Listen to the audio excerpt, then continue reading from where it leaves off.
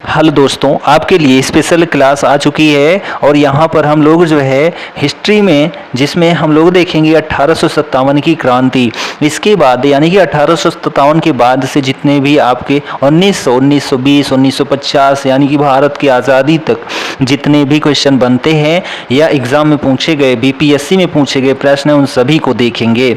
यह सभी एग्ज़ाम के लिए मोस्ट इम्पॉर्टेंट सेशन होगा। तो चलिए अपना छोटा सेशन रखेंगे और वह जो है आपका दमदार सेशन होगा। देखिए आज की पॉइंट जो है वो सभी इम्पोर्टेंट पॉइंट हैं।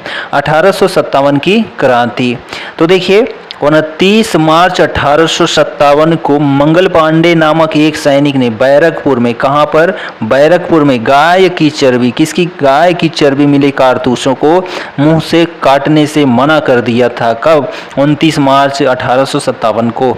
उसे गिरफ्तार करके 8 अप्रैल 1857 को फांसी दे दी गई। 29 मार्च 1857 को उसको कहा जाता है बैरकपुर में, क्या, मंगल पांडे को, कि गाय की चर्बी मिले कारतूस उसको मुंह से काटने के लिए मना कर देता है। कौन? मंगल पांडे। कब? 29 मार्च 1857 को।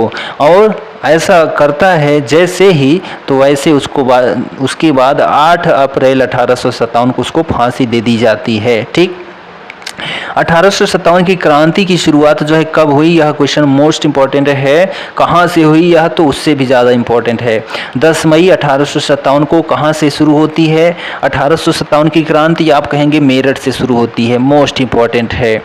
मेरठ की पैदल टुकड़ी का, ठीक है, पैदल टुकड़ी जो है वह कौन सी थी? तो 20 NI से 1857 ईस्वी की क्रांति की शुरुआत होती है। तो ये सारे पॉइंट्स जो हैं मोस्ट इंपॉर्टेंट हैं।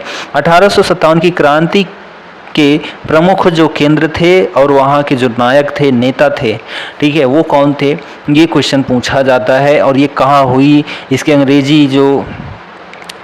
अंग्रेजी जो गवर्नर थे या फिर लड़ाई करने वाले, ठीक है, वह, ये सब क्वेश्चन कम, यह क्वेश्चन ज़्यादा पूछा जाता है। इस क्षेत्र से जो नायक थे भारत के वह कौन थे, मोस्ट इम्पॉर्टेंट है, बहुत पूछा जाता है। देखिए मेरठ, तो मेरठ से ही शुरू होता है 1857 की क्रांति। तो यहाँ पर जो है कदम सिंह, कौन? कदम सिंह, आप यहाँ पर जो है कदम सिंह करेक्ट है। और यहाँ पर कानपुर से जो है नाना साहब लड़ाई कर रहे थे, नायक थे। झांसी से लक्ष्मीबाई, जगदीशपुर से कुंवर सिंह, जगदीशपुर से कुंवर सिंह। और यह बीपीएससी में जो है हम बात करते हैं तो कम से कम 3 से 5 बार क्वेश्चन पूछा जा चुका है कुंवर सिंह के ऊपर, जगदीशपुर बिहार से, ठीक है।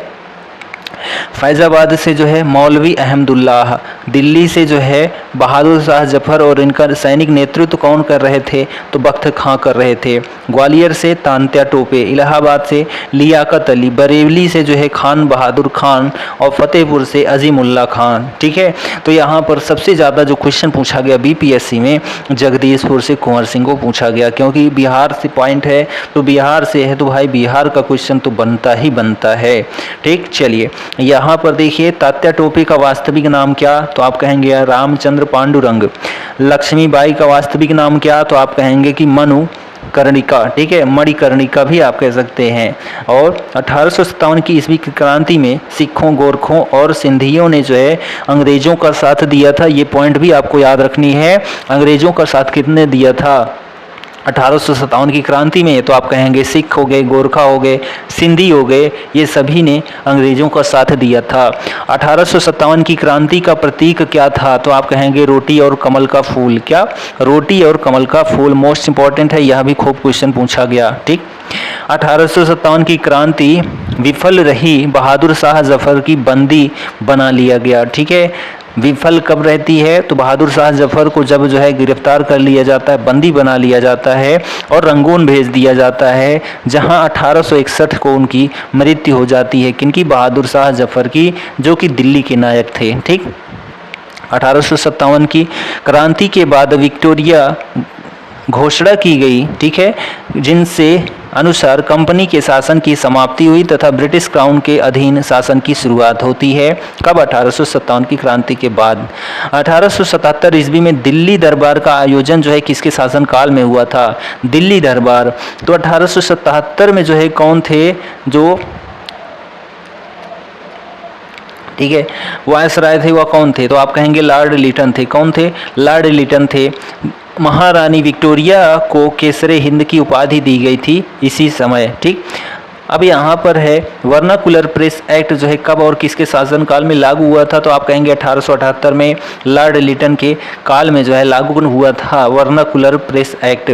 भारतीय शस्त्र अधिनियम कब वह किसके शासनकाल में पारित हुआ, तो आप कहेंगे 1878 में जो है लॉर्ड लिटन के शासनकाल में जो है भारतीय शस्त्र अधिनियम, ठीक है, पारित तो होता है किसके शासनकाल में, तो आप कहेंगे लॉर्ड लिटन के शासनकाल में। ठीक है, चलिए हम बात करते हैं यहाँ पर आगे अपने नेक्स्ट पॉइंट की। तो यहाँ पर जो नेक्स्ट पॉइंट है यह भी मोस्ट इम्पॉर्टेंट है। ठीक है, देखिए 18 जो लॉर्ड लिटन हैं इन्होंने सिविल सेवा परीक्षाओं में प्रवेश की जो अधिकतम आयु थी 21 वर्ष से घटाकर 19 वर्ष कर दिया था। किसने, लॉर्ड लिटन ने। भारत में पहली नियमित जनगणना किसके शासनकाल में और कब हुई थी, तो आप कहेंगे लॉर्ड रिपन के शासनकाल में 1881 में जो है पहली बार नियमित जनगणना हुई थी। ठीक है, भारत में पहली जनगणना जो है 1872 में लॉर्ड मियो के समय में हुई थी जो कि अनियमित जनगणना थी।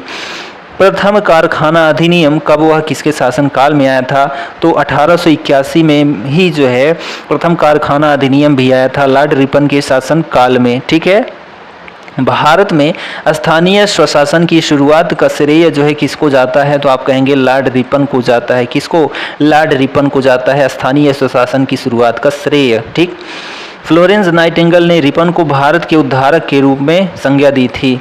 तो भारत के उद्धारक के रूप में संज्ञा दी गई थी किसको, रिपन को। किसके द्वारा, तो फ्लोरेंस नाइटिंगेल के द्वारा। हंटर आयोग किसके शासनकाल में आया था, तो हंटर आयोग जो है 1882 में लॉर्ड रिपन के शासनकाल में आया था। और ये जो हंटर आयोग था ये कैसा आयोग था, तो आप कहेंगे शैक्षिक सुधार से संबंधित आयोग था। ठीक है, विलियम हंटर की अध्यक्षता में आया था और इस समय जो शासक थे वायसराय थे वह लॉर्ड रिपन थे। 1882 में आया था। रिपन ने वर्नाकुलर प्रेस एक्ट समाप्त कर दिया जो कि लिटन के द्वारा शुरू किया गया था और रिपन ने इसको ख़त्म कर दिया। सिविल सेवा में प्रवेश की जो आयु 19 वर्ष थी उसको बढ़ाकर 21 वर्ष कर दिया जो कि लिटन ने 21 से जो है 19 किया था।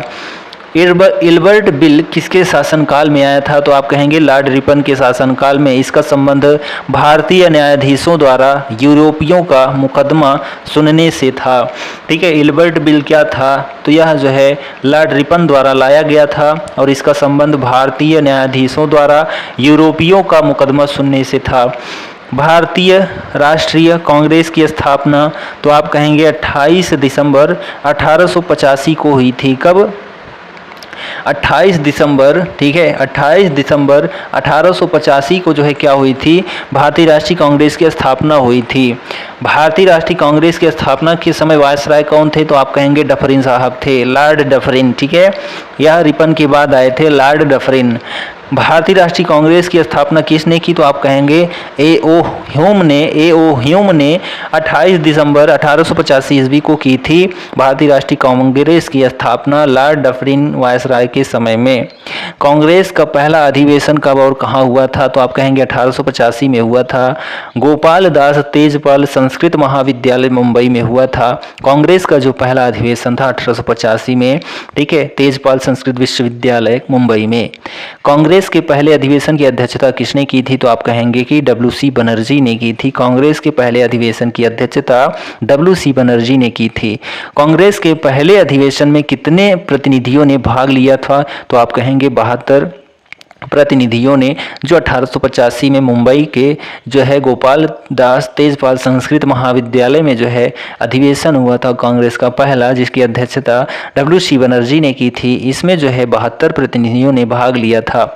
भारतीय विश्वविद्यालय अधिनियम 1904 जो है किसके शासनकाल में पास हुआ, तो इस समय जो है जो शासन कर रहा था 1899 से 1905 तक वह लॉर्ड कर्जन था। यहाँ पर जो है लॉर्ड कर्जन आपका सही है कि 1904 में भारतीय विश्वविद्यालय अधिनियम पारित हुआ था लॉर्ड कर्जन के समय में। भारतीय पुरातत्व विभाग की स्थापना कब हुई थी, तो 1861 में हुई थी। कब, 1861 में। 1906 ईस्वी में अस्थायी संस्था, 1861 में अस्थायी, 1906 में अस्थायी रूप में लॉर्ड कर्जन के शासनकाल में हुई थी भारतीय पुरातत्व विभाग की स्थापना। ठीक है, कांग्रेस का सूरत अधिवेशन जो है कब हुआ था, तो आप कहेंगे 1907 में हुआ था। इस अधिवेशन में जो है कांग्रेस के दोनों बड़े जो नरम दल था, गरम दल था, दोनों अलग हो गए थे सूरत अधिवेशन के दौरान 1907 में। ठीक है, तो बंगाल का विभाजन किसने किया था, तो लॉर्ड कर्जन ने किया था, यह भी आप याद रखेंगे 1905 में। यहाँ पर देखिए नेक्स्ट पॉइंट है भारत सरकार अधिनियम 1909 अन्य किस नाम से जाना जाता है, तो आप कहेंगे मार्ले मिंटो सुधार अधिनियम के नाम से, क्योंकि लॉर्ड मिंटो इस समय वायसराय के पद पर थे 1909 के समय में। ठीक है, इसलिए इसको जो है भारत सरकार अधिनियम 1909 को मार्ले मिंटो सुधार अधिनियम भी कहा जाता है। अगला पॉइंट है मार्ले मिंटो सुधार की विशेषता क्या थी, तो मुसलमानों के लिए अलग निर्वाचन व्यवस्था। तो मुसलमानों के लिए अलग निर्वाचन व्यवस्था जो है किसमें किसकी विशेषता थी, तो आप कहेंगे मार्ले मिंटो सुधार की विशेषता थी। 1911 ईस्वी में दिल्ली दरबार का आयोजन जो है किया जाता है। इसमें जो है बंगाल विभाजन रद्द किया गया। ब्रिटेन के सम्राट जॉर्ज पंचम व महारानी विक्टोरिया, ठीक है, महारानी मेरी का भव्य स्वागत किया गया। भारत की राजधानी दिल्ली से कलकत्ता से, ठीक है, दिल्ली स्थानांतरित की गई, कहाँ से, कलकत्ता से। तो ये सभी जो है 1911 के दिल्ली दरबार में आयोजित सभा में ऐसा हुआ था। क्या, बंगाल विभाजन जो कि कर्जन के द्वारा शुरू किया गया था रद्द कर दिया गया। ब्रिटेन के सम्राट जॉर्ज पंचम व महारानी मेरी का भव्य स्वागत किया गया। भारत की राजधानी को जो है कलकत्ता से दिल्ली स्थानांतरित कर दिया गया 1911 में। राजधानी दिल्ली से कलकत्ता जो है 1912 ईस्वी में स्थानांतरित तो हो जाती है। घोषणा 1911 में और स्थानांतरण 1912 में। 23 दिसंबर 1912 ईस्वी को लॉर्ड हार्डिंग पर जो है दिल्ली में बम फेंका गया था। 23 दिसंबर 1912 ईस्वी को लॉर्ड हार्डिंग पर दिल्ली में बम फेंका गया था। कांग्रेस का लखनऊ अधिवेशन कब हुआ था, आप कहेंगे 1916 में हुआ था। तो आज का जो हमारा छोटा सा सेशन था कंप्लीट होता है।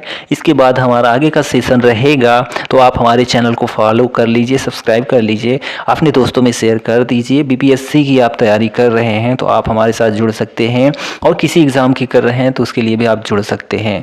तो मिलते हैं हम नेक्स्ट वीडियो में, तब तक के लिए Jai Hind, goodbye and take care.